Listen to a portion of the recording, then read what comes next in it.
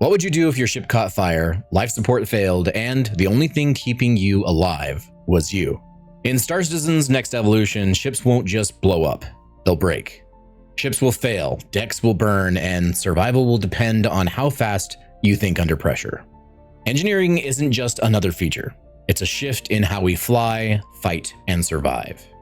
Because this time, it's not just about piloting, it's about keeping the ship alive.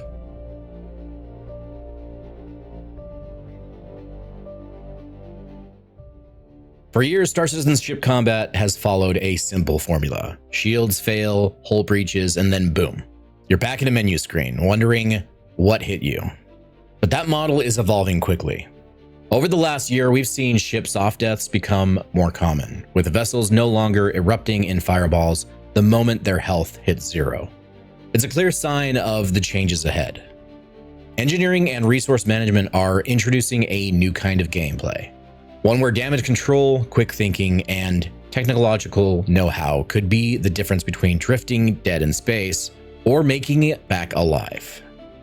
Instead of watching your ship explode, you'll be racing to reroute power, put out fires, or vent oxygen from the affected area to stop it from spreading, swap out relays, and breathe life back into a dead vessel.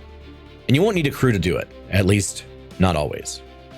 In this video, we're breaking down exactly what that system looks like, where it's headed, what's already been tested, and why I believe that this will be one of the most impactful gameplay loops Star Citizen has ever added.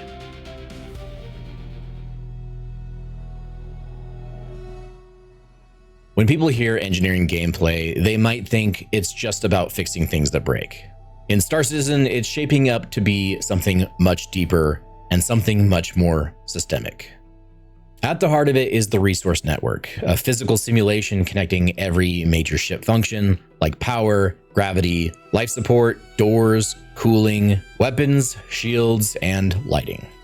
Now, all of these are tied together through relays and nodes, and if one goes down, whether damaged, disconnected, or overloaded, your systems may not get what they need. Now, quick side note before you panic, relays aren't going to be failing left and right. Sure, they could fail randomly under certain conditions, but I honestly don't think that they'll burn out, fail at random, or get destroyed nearly as often as some people are worried about. Most of the time, they'll only become a problem when your ship takes significant damage, gets hit in a critical area, or when a system overload forces a shutdown. And if it ever feels like they're failing too often, I wouldn't be surprised if CIG adjusted the balance based on player feedback. Now, moving on, if a relay controlling life support fails, you can replace it or reroute power through a backup, something many of us already tested in Arena Commander's engineering preview. CIG's tests in 3.23 showed players repairing components, replacing damaged fuses, and re-establishing power to ship sections. These were limited prototypes, but they gave us a clear look at what's coming. The full implementation is still in development, and what we've seen so far is only a fraction of the complete system. We also saw early stages of component interdependence. If your ship is struggling to keep up with power demands, you'll be able to set priorities and decide which systems get energy. Your ship will also come with battery reserves. If you need shields and cooling more than weapons, you'll be able to make that call. Another layer is armor. Before the full Maelstrom system arrives, CIG will introduce a basic armor model tied into the engineering framework. This will give ships different resistances and help protect internal components from being destroyed outright, making ship choice and positioning more important. This adds a level of decision-making we've never had before. Instead of just fighting, you're managing the fight, choosing what to keep alive and what to sacrifice in the moment. And it's not just multi-crew ships. Solo players will be able to interact with all of this too. The systems are complex, but they're being built to scale. So if you're flying something like a Cutlass or Freelancer, you won't need a full engineering team, just situational awareness and a bit of grit. Now, if you're enjoying this breakdown of how engineering will work in Star Citizen, make sure you're subscribed so you don't miss out on the next deep dive when the tech preview hits. We'll be covering everything from the first tests in the persistent universe to how these systems evolve based on player feedback.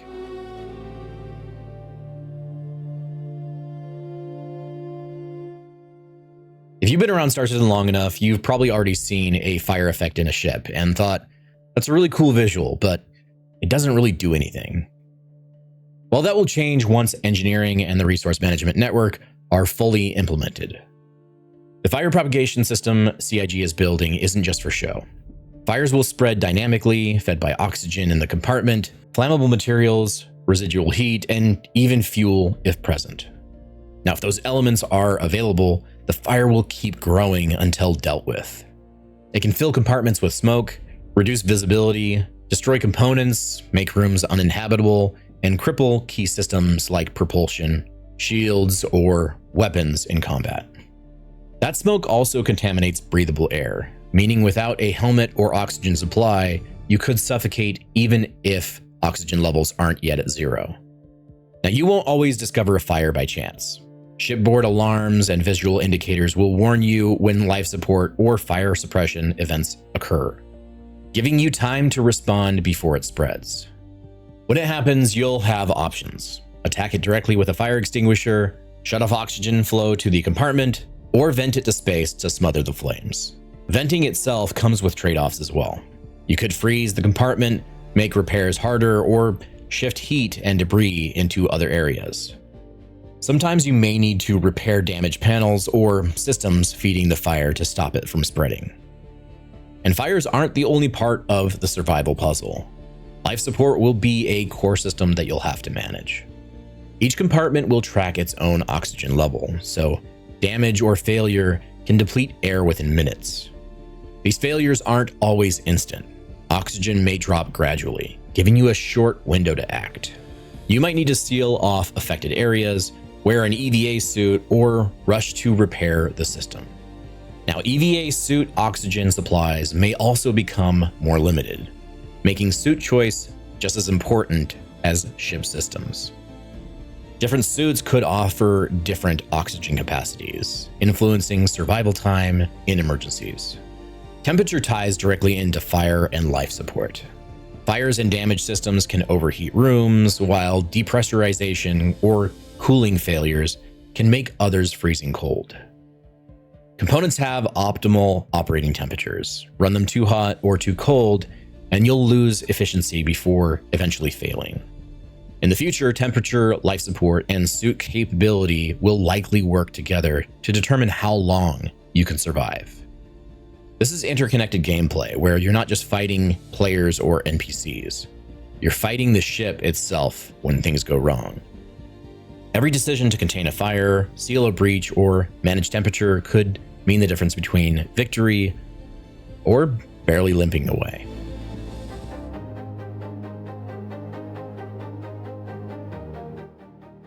In the future, ship combat in Star Citizen won't be the binary flying or exploding experience that we have today.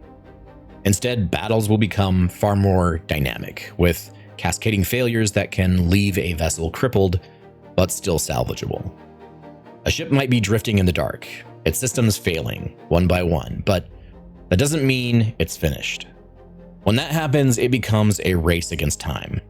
You or your crew could replace a destroyed relay, swap out a fried component, restart the power grid, or reroute energy to keep vital systems running.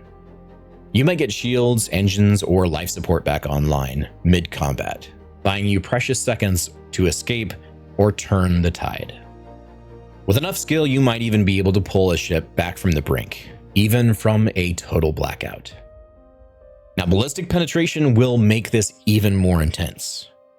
Incoming rounds and internal explosions won't always need to breach your hull to do real damage. They can bypass armor entirely and hit internal systems directly.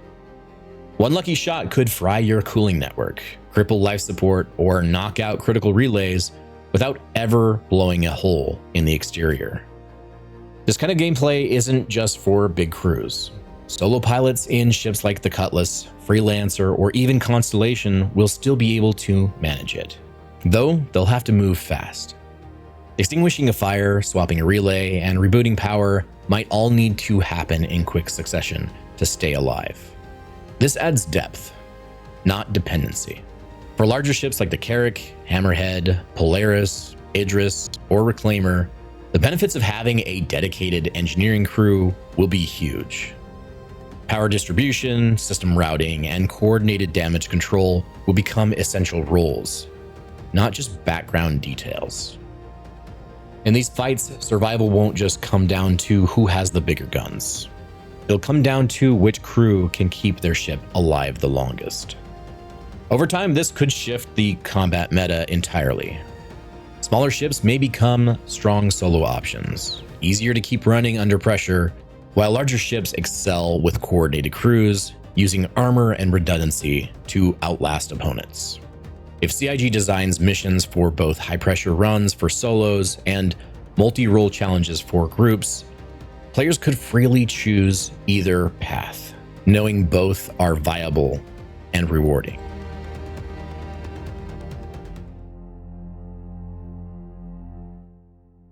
The future of engineering gameplay isn't just about fixing your own ship. It's about creating entirely new ways to play Star Citizen. We could see missions where you race to reach a drifting vessel before its life support fails, navigating smoke-filled corridors, patching leaks, and restoring critical systems just enough to get the crew home. Combat scenarios could completely evolve with group gameplay by having a dedicated engineer on board at all times.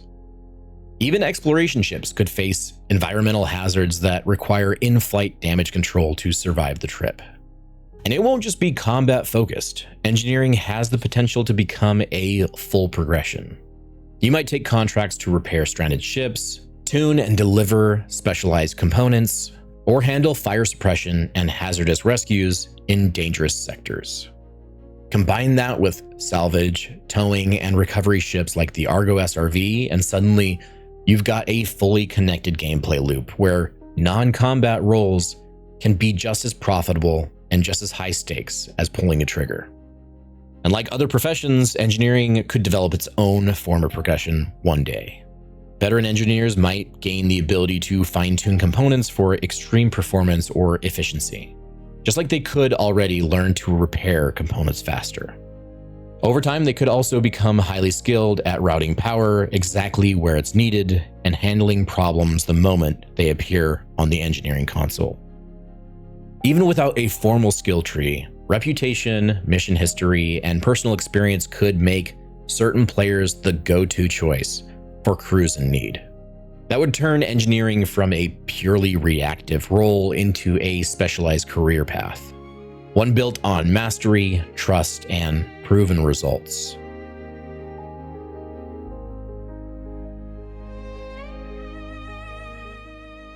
So where exactly does engineering stand right now? Well, it was originally aimed for release months ago, and while it hasn't been directly discussed in detail recently, CIG has stated that they plan to bring it to a tech preview soon. This is expected to arrive in a 4.2.1 build inside the persistent universe, giving us our first real look at how it plays out in the verse, rather than in a controlled Arena Commander test. That tech preview will honestly be our first chance to see how well these systems hold up under real player conditions, with all the chaos, unpredictability, and edge cases that come with it. As I mentioned earlier, I'd expect to see a lot of changes and adjustments based on the feedback that CIG gets during this phase. The foundation is almost there, but this will be where we find out just how ready it is for prime time. To me, this isn't just another feature. It's the beginning of Star Citizen's next real evolution in survival, recovery, and ship mastery. But the real question is, will you take on engineering solo or build a crew to keep the big ships alive? And what kind of missions do you want to see use this system? Drop your thoughts in the comments. I'd love to hear what you think. If you want to help shape the next video, consider subscribing. And if you want to go even further than that, consider becoming a channel member. Members get access to exclusive Discord channels, behind-the-scenes chats, and direct input on upcoming topics. And if you want more right now, check out last week's deep dive on the state of the game, or hear my full thoughts on the upcoming Expanse game, Osiris Reborn. Both links are in the description, and you can check them out now. As always, thanks for watching. Fly safe, pilots, and I'll see you in the verse. Havoc out.